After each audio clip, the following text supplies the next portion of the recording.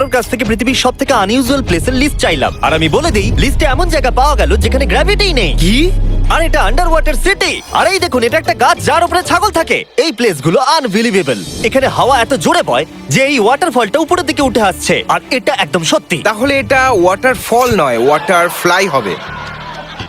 এই দেখুন, এটা এমন একটা ব্রিজ যেটা জলের তলায় ডুবে গেছে। ফিশের তো পা নেই, তাহলে এর কি প্রয়োজন? কেউ মাছেদের জন্য কেন ব্রিজ বানাবে একটু বলবে? এটা বোকামি, ওরা তো সাঁতার কাটতে পারে। কিছু মানুষ মূর্খ হয়। ফালতু কথা ছাড়ো, এটা কি ভয়ঙ্কর ভাই, কিন্তু দারুণ লাগছে। এই সবকিছু জলের উপরে ছিল, তারপর 10 ফুট বৃষ্টি হলো আর সবকিছু জলের তলায় চলে গেল। সব মাছগুলো বলছে হয়তো যে এটা আবার কি, এটা এখানে কে রাখলো। আমাদের এসবের দরকার নেই, আমাদের কাছে পা নেই। এরপরে ক্লিপটা খুবই দারুণ। রাইট সাইডে দেখলে একটা ফিশ দেখতে আমি পাবে। তো ভাবলাম জুতো। ওই দেখো। ওটা একটা ফিশ। ওইভাবে যাচ্ছে। একটা জরুরি প্রশ্ন, কি? মাছটা সাঁতার কাটছে নাকি রাস্তায় হাঁটছে? তবে আমি তোমাকে নিয়ে মজা করতাম, কিন্তু এর উত্তর তো সায়েন্সও দিতে পারবে না ভাই। আরে এ কি দেখো, 1 করছে? মিনিট, আরো মাছ আছে। আরে ভাই, আরো কত মাছ রাস্তা পার করবে?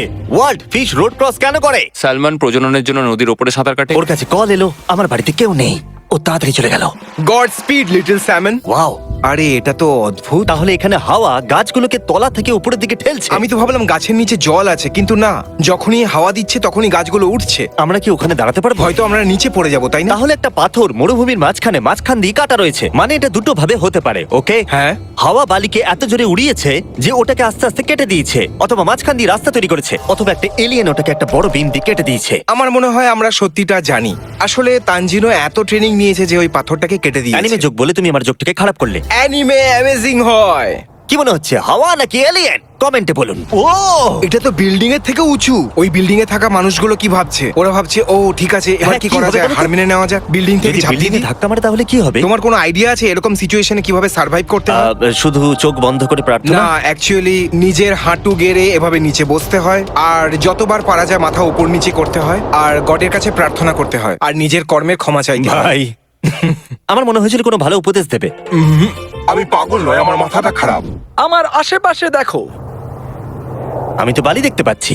এটা সব থেকে বড় ক্লাইমেট ডিজাস্টার যেটার ব্যাপারে কেউ কথা বলছে না। খুবই কনফিউজিং।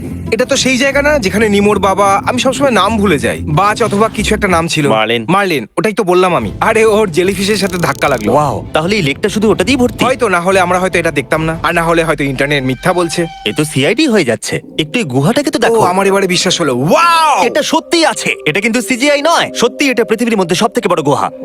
এটা তো অনেক বড় ও কেভ। ওয়াও, দাঁড়াও। ভাই, এটা সিনেমার শুটিং করার জন্য দারুণ জায়গা। আমিও অ্যাকচুয়ালি এই কথাটাই বলতে যাচ্ছিলাম, এটা দারুণ একটা জায়গা। ওয়াও।